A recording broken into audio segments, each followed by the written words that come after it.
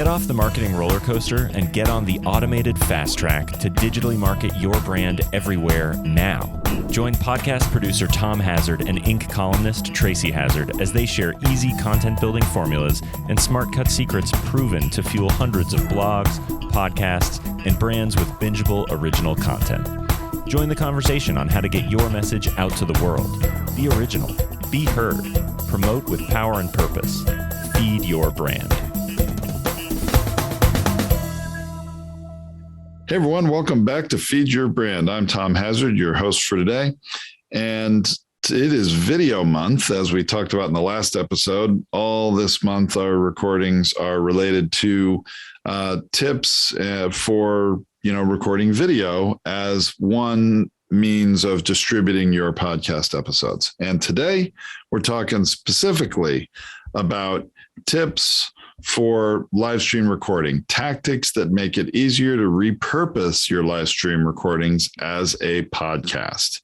So this is going to involve some different kinds of tips, some about preparation for recording live stream, some about, some of the actual tactical things that you might want to do as you're recording, how to make a live stream recording repurpose really well as a podcast. And then even some tactical details sort of at the end regarding the actual recording of the video itself. So those are the things I'm going to cover today. Hopefully you will find this of interest for any live streams that you might do. And you know what? I know every podcaster does not necessarily record their episodes live on social media. Some do. We work with a lot of people that do, and some do it occasionally. It might be something, if you're not doing it at all, that you might want to consider doing, once in a while, maybe a bonus episode, something that you bring out live, especially if you have a membership community of any kind or a Facebook group or any kind of LinkedIn groups. You might want to, try going live once in a while to give that group some advanced access to some of your content, to some of your podcast episodes. And then it gets, repurposed later as a podcast episode for those that, either couldn't or would not be able to see it live. It comes out as that podcast later and or videocast. So let's get down to the details. First thing I want to talk about is preparation. Preparation for your live stream. I know some of us get inspired by something, might just get out our phone and go live. Especially, I used to do this a lot when I'm out at a live event. You remember those? We're only starting to get back into some of those now. But when you go for a live, when you're going to go live, you want to prepare. I think, you can certainly go live randomly just to provide more content to your followers. But if you prepare, you can make it that much better, and it makes it easier to repurpose later. So some live stream preparation tips are titles. Actually think in advance for a title and decide what it's going to be. And I did that for this very episode right now. I am actually recording this and putting this out as a live stream to my membership community, like I mentioned you might want to do, which only certain people have access to.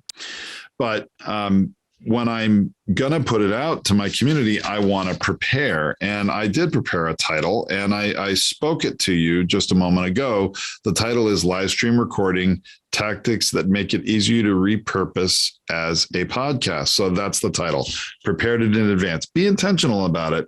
Spend a little time preparing, create a title. Also think about hashtags and putting any hashtags into, your post when you're going live, especially if, there are some key hashtags that are related that you want this live stream to be found for. So think about hashtags in advance, and also tagging. You want to prepare and tag guests, especially if you have a guest on your live stream. Now, this live stream is just me. It's what I would call a solo cast. So I do not have any guests that I wanted to tag. Probably could have tagged, my co-host Tracy in this, even though she's not here today. And, maybe some others, but definitely anyone you want to reference in your live stream, you want to be aware of it. You want hopefully to share it. You want to tag them. Okay. And then the other tip for preparation I want to share with you is, you might think, a pretty simple one, but I can tell you most people don't do it.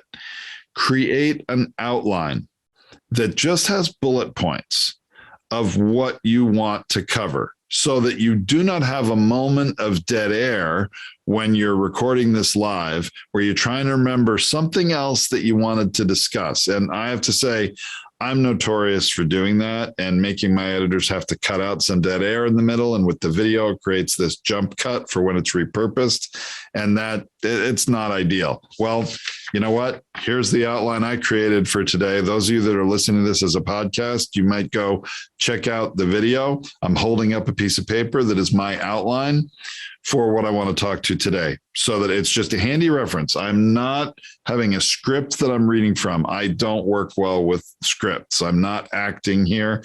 I am authentically bringing you content in a live sense. I just have some bullet points to remind me, hey, here's the next thing I want to talk about. Here's maybe the order I want to talk about things. And of course, when I have different segments, what are the 3 bullet points at most of each that I want to cover? Just gives me a roadmap to follow, helps me deliver a better live content to my audience. Okay. So now, after preparation, here's a couple of things that are some tips and tactics for how you deal with the live nature of what you're going to be putting out as a live piece of content, but also help you repurpose it, because there are different things that happen. And I know those of you listening to this podcast or watching the video that's not live, you haven't heard everything I said in this live stream. Because what I do is I actually bookend the live stream with some content up front that's only for the people that are there live. Then I sort of think of metaphorically putting a stake in the ground, and I start recording the live. I reintroduce myself. And this is one of the things that's very important. When, you start the live stream, and maybe your membership community or only certain people who are there live are seeing it live, and you acknowledge them, you welcome them to your whatever this is. For me, it's a weekly client private webinar, a coaching call that they get it first. The rest of you, as listeners of the free podcast, get it later, a week or 2 or more, when it's fully edited and produced and repurposed as a podcast. So, I acknowledge and welcome the people that are there live. And you need to then at some point start although it is live, what will be the repurposed part for a podcast. Not all of it is appropriate to be repurposed. So figure out what that point is early on, and then start recording that podcast. But what you do is you need to, at that point, reintroduce yourself, welcome people to the show, to the podcast. You heard me do that at the beginning of this podcast, for those of you listening that way. And for those that heard it live, I said, okay, now I'm going to start recording this podcast, and then we're going to have some Q&A after. And so that's what I'm talking about, the bookends of what will be the podcast. There's a beginning before I'm recording the podcast. There's more after for those that are there live. They get to ask some Q&A, and I will answer any questions they have live, but I'm not sharing that as a podcast either. So decide what your bookends are going to be. And that might be, just simply upfront acknowledging your audience, welcoming those people that are there live, letting you know, hey, you're here for them, you're present for them. Give them a little expectation of what you're going to cover in this live session. And I did that. I said, hey, I'm going to record this as an episode of my podcast, or at least a portion of it. And then after that, we'll have Q&A. So audience acknowledgements are one of those things that I think you should do that are not a part of what would be repurposed as a podcast, or, often are not. And then any housekeeping for members, letting them know maybe what's coming up next week, if you know that, or are there any other current events, anything you need, people to know, you want to make sure they're aware of, this is your opportunity to give them some unique value for attending live.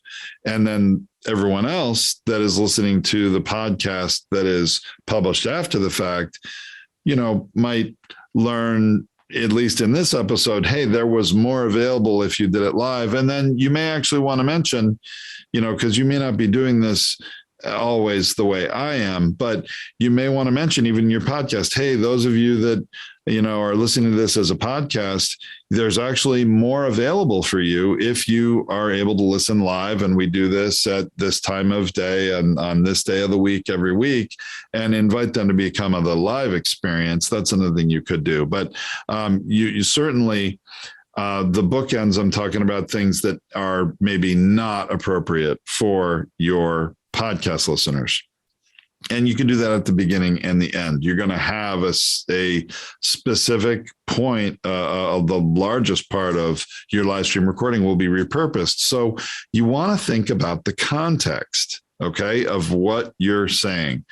What is live will be repurposed as a context, and make sure what you say within the podcast will be in proper context so that it makes sense when people hear it later, or when they hear it at any time. So now when I'm talking about context here, I want to take a little deeper dive in one aspect of context that I think too many podcasters who do live stream recording and repurposing of podcasts don't always think about. And that is timelessness.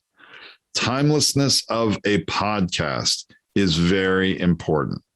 It's really ideal when you think about it, because people will listen when they're ready to listen on their time. Even if they're subscribing, they've gotten your episode downloaded to their device. They may not be listening for days or weeks more. They may, stack up a whole bunch of podcasts that they have downloaded to their device and listen while they're sitting on the beach on a vacation.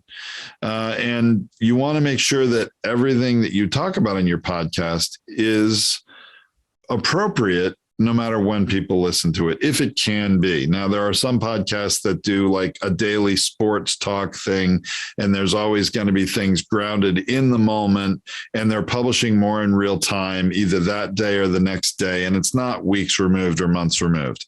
That's not really what I'm talking about here. I'm talking about for the majority of podcasters that are pre-recording episodes and or going live with them, but intending them to be published some number of weeks later, is that you want to make sure you do not frame anything that's grounded in a specific time. So I wouldn't want to be talking about something that really just occurred in the news or a world event, maybe, if I don't want it to be obvious that I recorded it at that time. That can ground your content in time, and people might think, oh, this is old content, and you don't want to make that obvious. You want your podcast listeners to be listening and thinking, wow, this is great content. And if it's timeless, they won't have any disappointment or frustration or confusion that can come up. Because you may talk about something that seems obvious to you has occurred at this time. What's occurred within the 24 or 48 hours before I've recorded this, you may think it's going to be obvious to people if you make a reference to that. But when they're a month or two or three removed from that point in time, what you say might be too subtle. It might not be obvious. So that's why we want to be careful. If you're going to refer to something that's a current event or something that's happened recently, you want to think about, again, the context of this podcast recording and how you can frame it. You might want to say, at the time of this recording, this has just happened.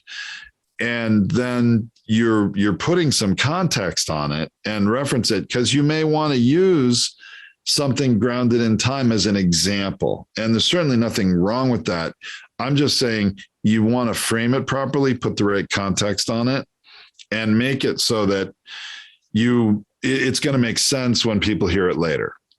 They're not going to feel like, oh, this isn't really appropriate now. Well, no, if you use it as an example, it can be completely appropriate. The whole episode can be timeless, even though you're referring to some event that did happen in a specific context and time. I do this a lot on one of my podcasts, and I will talk about current events, and I'll say, at the time we're recording this, and because I have a co-host on a show, and we do end up talking about things that are current event related, but we try to put proper context. At the time we're recording this, it's this point in time, or this happened, and I want to talk about this because it's important for this other reason.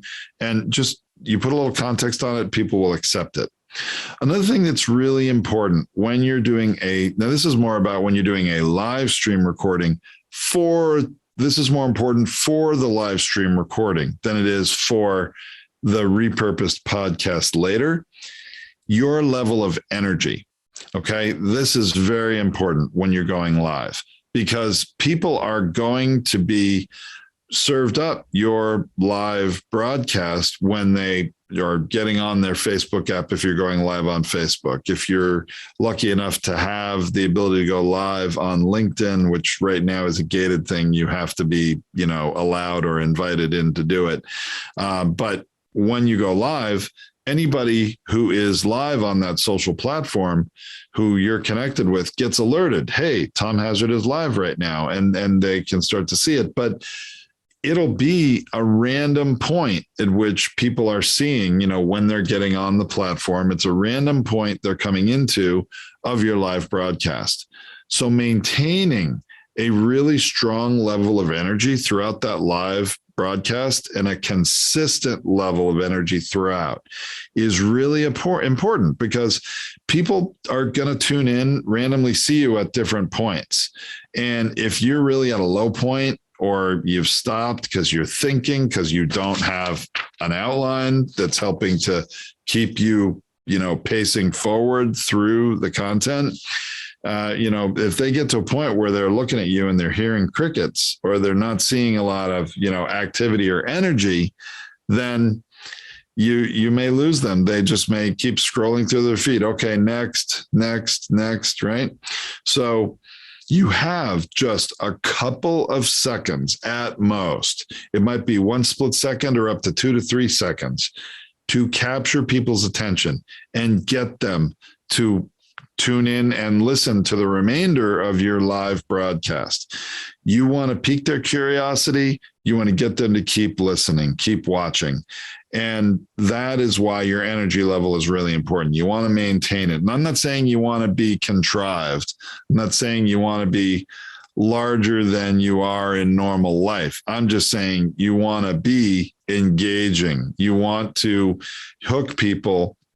You want them, when they're tuning in, to be like, whoa, what is Tom talking about? All right, wait a second. I got to turn on the sound. I want to hear this. And I want to keep, listening, because, whoa, this is good stuff. I want to do that. So really think about your energy level in a live broadcast. It will also help you in the podcast, but you want to be authentically yourself. You want to be real with people. You don't want to be contrived, because especially your regular podcast listening audience, if they're subscribing and coming back for every episode, they know who you are. They know what you're like. You want to be consistent and real about who you are. But on the live stream, it's a little more important to make sure your energy level is really up. Or, I think being real as a podcast is more important than it is in a live stream. You may want to amp up your energy a little more in a live stream if you can. Because again, that's where you're going to have more random people who maybe aren't subscribed to your podcast and don't see you as often tuning in and checking it out. So energy level, very important. Okay. Now I want to talk about a few more technical details for all of you to consider with regard to video. This isn't as much the aspect of being live, because some of these things I've talked about are going to be true. Energy level, the sound of your voice, things that you do are live, are true, whether it's an audio podcast only or a actual video that you're seeing after the fact as the podcast portion, or the whole live stream video. What I'm going to talk about right now really applies only to the video. A couple of technical things I want you to consider, and just make sure you make an intentional decision for how your video is going to be presented to and viewed by your audience. And I don't want you to forget about these things, or, overlook them, maybe is a better word to use, because it's important. It's much better you be intentional rather than random about this. And this might mean you want to do a test video recording, play back your own video and see what it looks like. Okay. Especially if you're going to have a guest, and especially if you're going to share any content, like share your screen ever. That's what a few of these things are about. What I want everyone to realize when you're recording on a tool like Zoom, which is just one, or it could be StreamYard. I had somebody email me in the last 24 hours about, they've been recording using Skype, which I was kind of surprised to hear, because I think fewer people do that than used to. And, full transparency, my very first podcast for guest interviews that are remote, Skype was my go-to tool. It was the, thing I used, but over the years, found it to not be as good as some other tools. And it was kind of cumbersome for guests because they had to have a Skype account. Whereas if you're using a tool like Zoom, you just send them a link. They don't have to have an account with Zoom. They just have to click the link and they can get on even through the web. So anyway, things to think about there. But especially since most people, certainly that we're experiencing today with podcasting, are using Zoom to connect with remote guests and record their episodes. Be aware of how Zoom works, because very often what you see is what you get in terms of video. Now, I'm just one person right now on Zoom. If I did have Tracy with me today, we could be in different locations and demonstrating this. That's unfortunate that we're not able to do that today. But when you're on Zoom and you have a guest, you have the option to use speaker view, which is what you're seeing here of me is my video is filling the entire screen, or you can have gallery view, which is it'll make your video really half of the width or less of your whole screen, and put you and the guest side by side in two boxes. And if you have a third person on the call, which happens sometimes, it'd be three boxes. Four people, there'd be four boxes. And it kind of starts to feel like, I'm going to date myself here, but feels like, the very beginning of the Brady Bunch, right? Where they had 9 people on the screen in all these boxes. And when you just got to realize, if you're going to use gallery view, be aware of how small each of you will appear on that screen. It really reduces the size of you, your face, your torso, so much smaller doing gallery view than speaker view. And you just want to be sure that you are aware that whatever you see is what Zoom's going to record. Now, when you're doing speaker view, it will switch. It'll detect who is speaking more, and it'll switch between speakers and make each of you as big as you can be. Most of the time, I think that works better and is, more engaging. You're occupying the vast majority of the screen space. I mean, think about looking at it on your phone. I mean, I have myself live on Facebook right now on my phone. And of course, on Zoom, it's doing a wide orientation. And if you had gallery view, think about how small each of you would appear on somebody's phone like this. it's really small and can be hard to see. So I would recommend using speaker view in most cases. I think if you do have 3 or 4 people, that can be interesting and more dynamic because there's multiple people, not just 2 side by side. And honestly, whether it's 2 or up to 4 people, each of you in gallery view would be seen at the same size because it, the width is the same. It just stacks the 3rd or 4th people on top of each other and grids out the entire view into 4.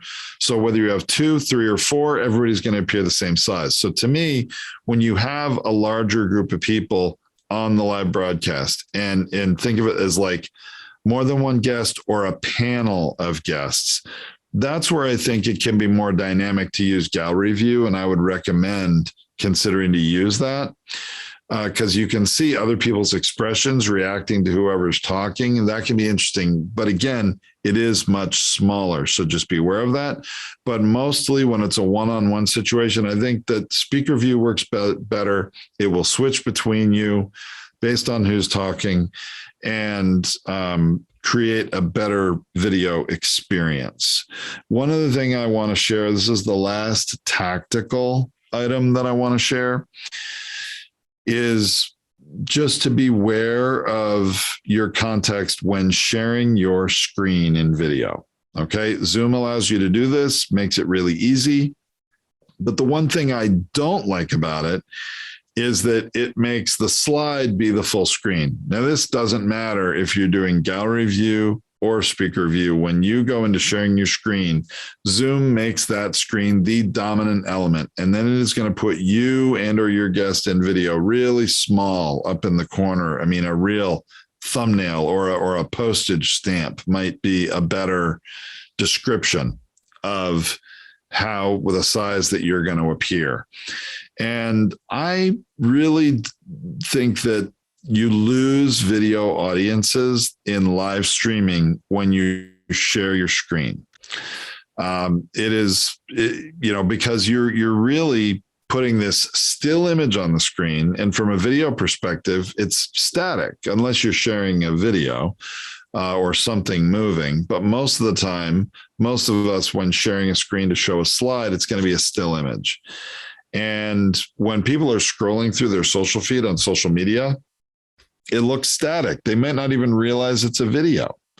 And then they're going to, potentially just keep scrolling if they're not interested in that still image. So I do think visual aids can be useful and done well. But just be aware if you're going to share slides, I would say if it's an important slide, show it, make sure it's clear why you're showing it, and then stop showing it and get it off of that video and get back to you and or your guest being the primary focus.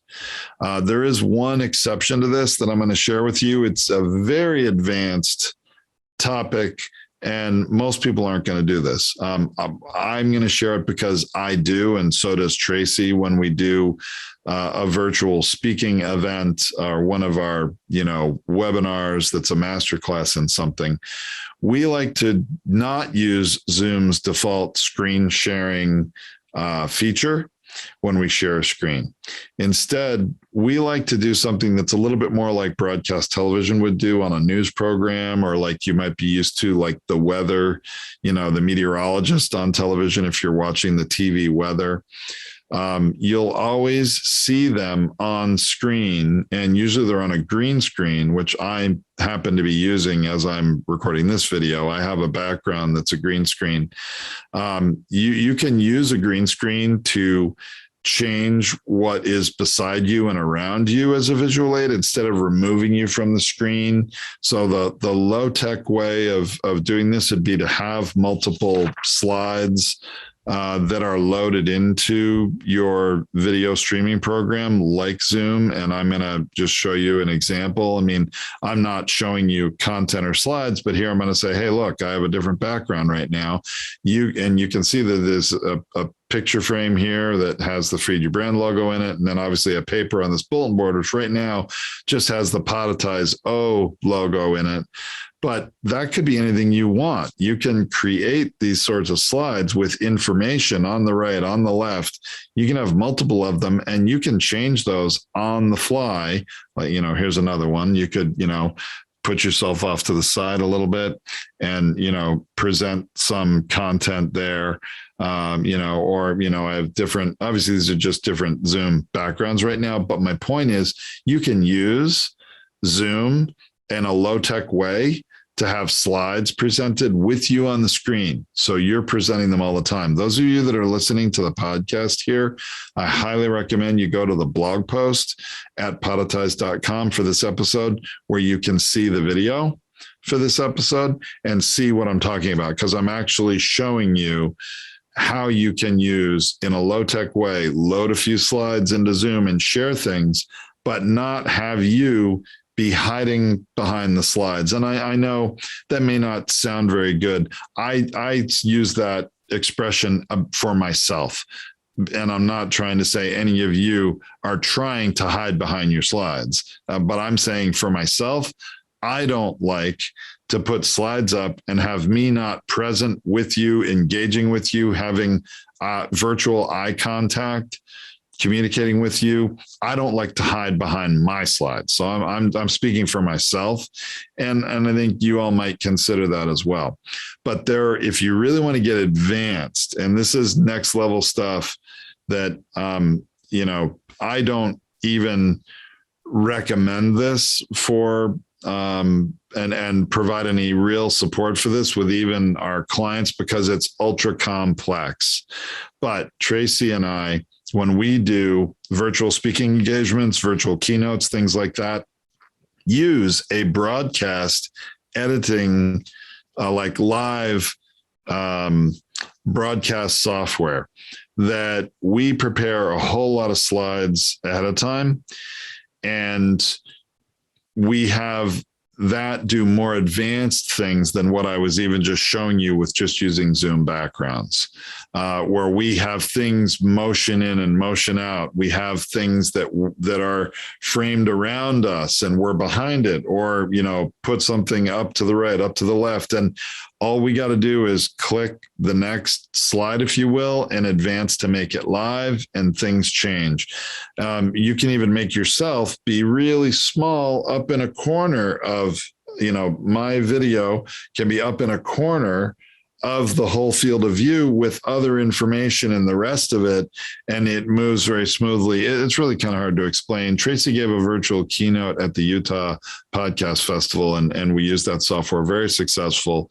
When we do any kind of event like this, where it's a real event with a lot of people attending, we use that software because it makes a much more engaging and dynamic presentation, which keeps people's attention. They're like, whoa, how are they doing that? And, oh, wow, yeah, I see what they're wanting me to see, but I'm also still seeing them within the scene. It's sort of next level stuff. It's very advanced. The software to do it is not cheap. It's like $500 or $600 and takes some advanced work and training, experimentation to be able to use. But once you figure it out, it makes next level presentations that wow people. And I think that can be very helpful when you do a live stream. I'm not using that today. I didn't prepare that as an example because it's not a major focus. And actually talking to you about that is not on my outline. I went beyond the outline a little bit just to share that with you, but it's something that you can consider. The one we use is called Wirecast, just to let you know. And we're not even using it in completely in the way it's intended to be used. We use it a little differently because we want to make it easier for us to use. It's kind of made for like a live video engineer to do for you less than you do yourself. We have figured out a way. We sort of live hacked it to make it work almost like PowerPoint, where you're just advancing another slide, but takes a lot more preparation. So just fair warning there. I love it, but it's advanced and takes a lot more preparation, a lot more work. All right. So that's really everything that I wanted to share with you today about live stream video and how you can repurpose it as as a podcast. I hope you've gotten a lot of good tips out of that. If you missed any of this, want to look at, or see certain links to things that I mentioned, you want to, if you're listening to the podcast, you want to see the video, go to podetize.com for the blog post to this Feed Your Brand episode, and you will find everything there for you to check out. So thanks very much, everyone, for listening and or watching this next installment in our video month here at Feed Your Brand. And I'll be back next week with another episode in this series. So stay tuned to that. We'll look forward to talking with you or seeing you then. Until then, have a great week. For more tips, tactics, and strategies, visit us online at podetize.com or on social at Podetize. Thanks for exploring the power of podcasting and how to be seen, heard, found, and rewarded in our noisy digital world. Keep on podcasting.